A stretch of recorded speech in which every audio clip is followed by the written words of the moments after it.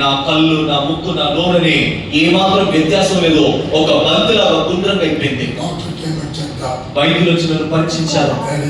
వారు అన్నారు,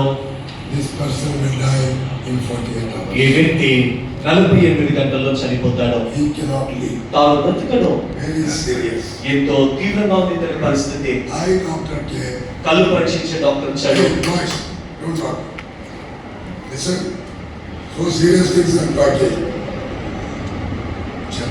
ఇక్కడ కూర్చున్న ఎవరిస్తూ మాట్లాడకండి, దయచేసి మీ మధ్యలో మీరు మాట్లాడుతూ.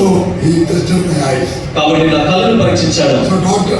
డాక్టర్ అన్నాడు, తన 2 కళ్ళు కాలిపోయాయి. ఒకవేళ తాను బ్రతికినా తాను ఒక గుడ్డివాడుగానే ఉంటాడు. ఆంటీ తను ఈ 2 మాటలు విన్నారు.